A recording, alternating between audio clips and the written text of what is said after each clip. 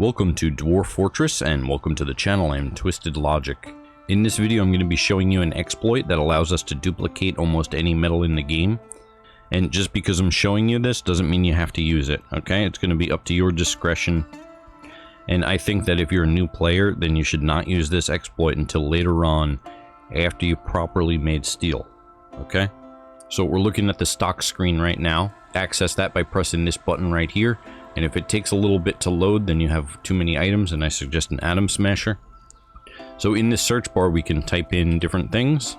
And if I type in steel, it's going to tell us everything in the fortress made from steel. I have about 25 or so steel bolts, somewhere around 10 steel anvils, a couple armor pieces, one steel bar. We got some steelhead trout, but that's not, we can't melt those. So new stockpile right here. And custom settings, and this is going to be everything we want to melt. So under armor, we have all types of armor, only steel metal, other materials are disabled, core quality, masterwork, and artifact are disabled, same in total quality. And then we're going to do that as well for weapons. So all weapons, stone off, metal off except steel, core quality, we're not going to accept masterwork or artifact. Now I could go into finished goods if I wanted to melt the toys, or furniture if I wanted to melt the steel anvils, but I think that with the amount of armor and weapons I have, this should be fine. So now I just need to go to the other areas of the fortress where I have weapon and armor stockpiles and disable steel from them. And then we're going to make another stockpile right here, and steel bars only for this stockpile right here. Okay, we're going to make one final stockpile right here. And this is going to be a weapons and trap component stockpile. Only enormous corkscrews. Any metal. And the core quality is going to be masterwork.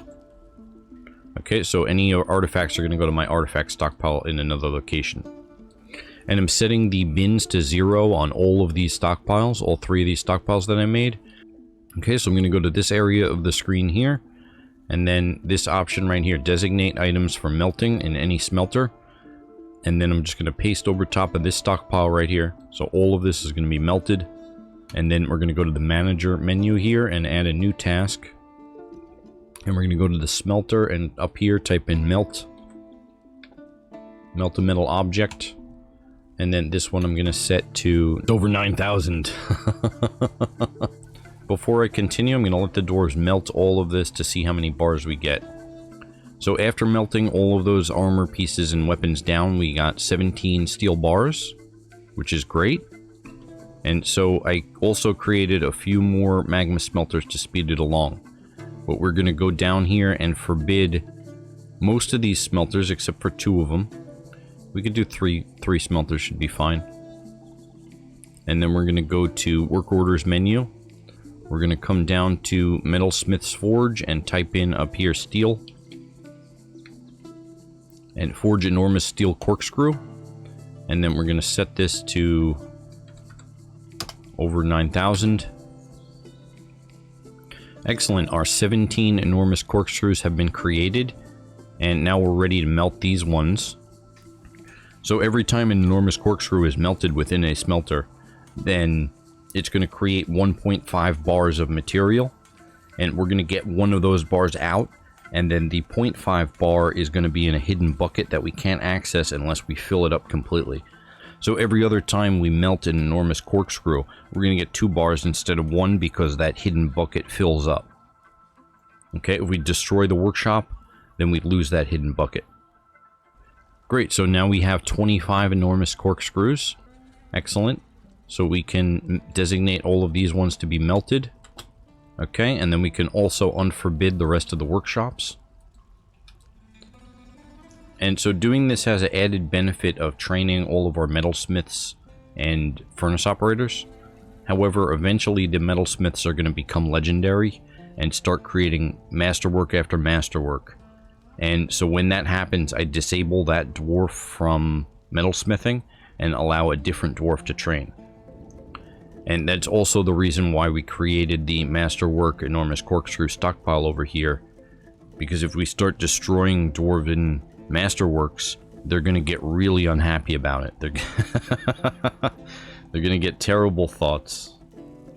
And also, enormous corkscrews aren't the only items in the game that you can do this with. If you wanted to train your armor smiths, you can make steel leggings. And if you wanted to train your weaponsmiths, then you could do picks or battle axes. Steel leggings is going to have the same efficiency of 1.5 bars, but the picks and battle axes are only going to give you 1.2 bars back when you melt them, so you have to melt 5 in order to get 1 bar. So every so often we need to redesignate the items in this stockpile to be melted, and we don't have to worry about anything non-metal in this stockpile if they accidentally drop it in there, okay? So if you're new to Dwarf Fortress, I recommend avoiding this exploit until a few fortresses later on, after you've created steel. Because when you create steel in this game for the first time, and you kit out your entire military with full steel plate that you legitimately made, it's a feeling that I can't describe to you. How great it is. Okay? So I recommend avoiding this exploit until after you do that at least 1 or 2 times. So that way you have a full experience. This behavior is not condoned. Thank you very much for watching, and subscribe for more videos.